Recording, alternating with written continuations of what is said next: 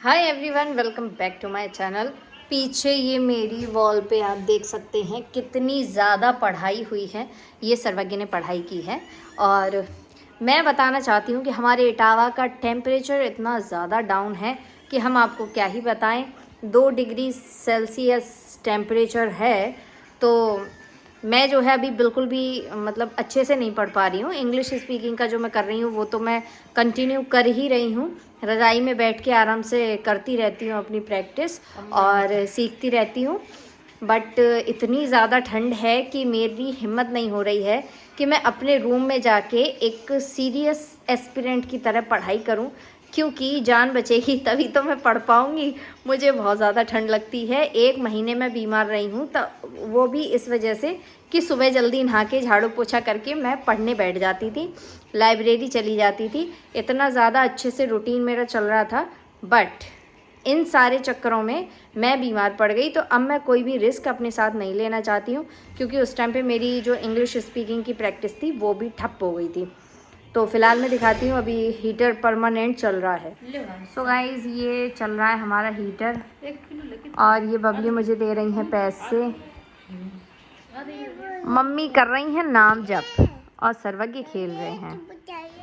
Library जाने की तो मेरी बिल्कुल ही हिम्मत नहीं हो रही है और अभी तक मैंने लाइब्रेरी जाके अपडेट भी नहीं दी है कि मैं क्यों नहीं आ रही हूँ। कॉल आई थी तो मैंने बता दिया था कि अभी मेरी तबीयत ठीक नहीं है, इस वजह से नहीं आ रही हूँ।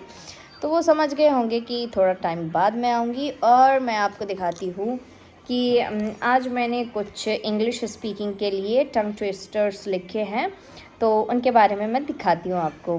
तो पहले तो मैं एक टंग ट्विस्टर जो है उसको रिपीट कर रही हूँ बार बार, बट फिर भी मैं बीच में रुक जाती हूँ। तो दोबारा से प्रैक्टिस करके देखते हैं। A big black bug bit a big black bear, a big black bug bit a bug, a big black bug bit a big black bear bug. एक है she sells sea shells by the sea shore, she sells sea shells by the sea shoals. सा और शाह में थोड़ा सा pronunciation का थोड़ा चक्कर है इसमें। दूसरा है रेड लॉरी येलो लॉरी, तो ये तो बहुत ही ईजी है। एक है ice cream you scream we, ice cream you scream we all scream for ice cream.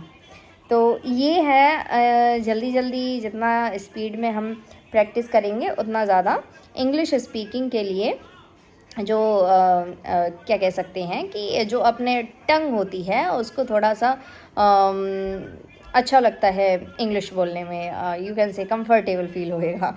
और दूसरा ये है कि फ्लुएंसी आएगी।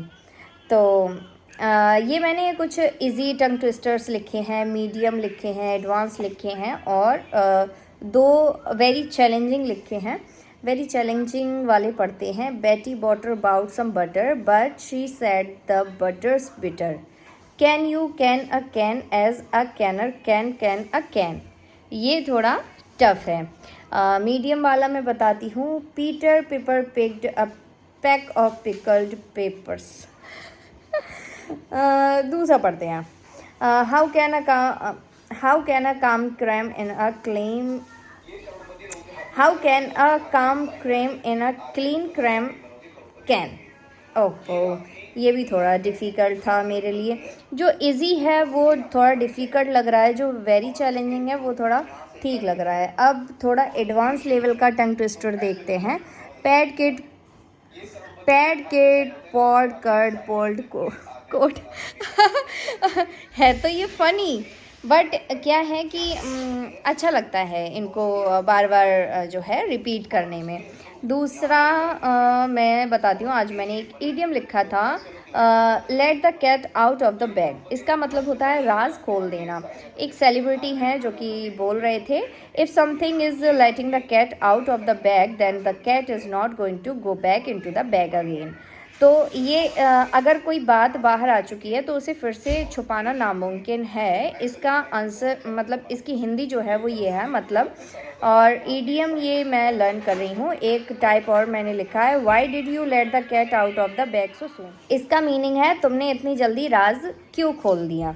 तो इस टाइप के कुछ सेंटेंसेस, idioms और some tongue twisters for English speaking I am trying to my English speaking practice. So that is the reason I am some I feel some fluent in English speaking. So I wrote down some advanced English vocabulary and practice some tongue twisters, and wrote down some idioms and watching some English content video. So these are things I am doing for I am doing to improve my English speaking. But minor mistakes I make in a English grammar, but not a major mistakes. And I do practicing with ChatGPT, and ChatGPT give me a feedback on my English speaking practice when I am stuck, and when I do grammatic mistakes. These are type of feedback uh, I chat gpt give me. I don't know my English is right or wrong, but I just practicing in my flow. So because I'm very passionate for English speaking, so that is the reason I'm practicing. I'm not mind any mistakes, because I feel some confident. You know that you know about me, I'm very confident girl, so that's why I make many mistakes, but I'm not what can I say, I have no hesitation. I just tell you. And one more thing, she is my sister-in-law, and she is laughing all the time at on me, at me. I don't know what I I can speak on this in this sentence, but I just express my feeling. You can understand what I'm sharing with you. So, and she is laughing right now because she does not doing any work for her improvement and her progress, and she's not interested with what can I say, she's not interested to learn any skill and doing something different from yourself.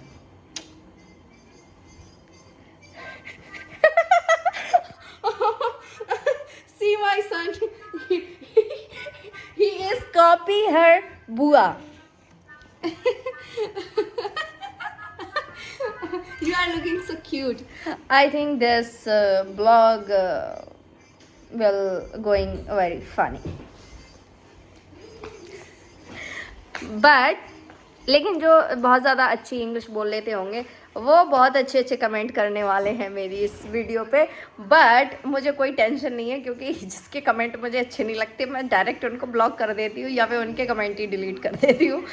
तो ये कुछ बातें हैं. और मुझे English बोलने में इतना ज़्यादा मज़ा आता है कि जब भी मैं अपने हस्बैंड से कॉल पे बात करती हूँ तो इंग्लिश में बात करती हूँ, and he is laughing at the time when I talking in English with him. So no, I think I do some minor mistake in grammar, but forget it.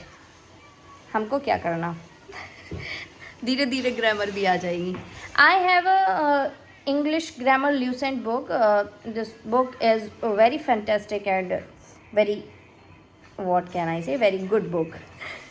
But I'm not practicing with this book.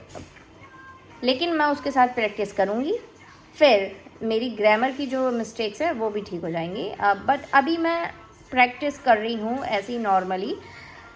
आदत डालनी हूँ कि मेरी जो English speaking की fluency है, मेरी जो टंग है, उसको आदत पड़ जाए कि ये भी एक लैंग्वेज है जिसको मैं अभी सीख रही हूँ. So guys, nowadays what I am doing to my preparation and what I am doing to my improve my English speaking. So these are that's all about my English speaking journey and preparation, and what is my routine going on nowadays. So we will see you in the next video. So bye bye and take care.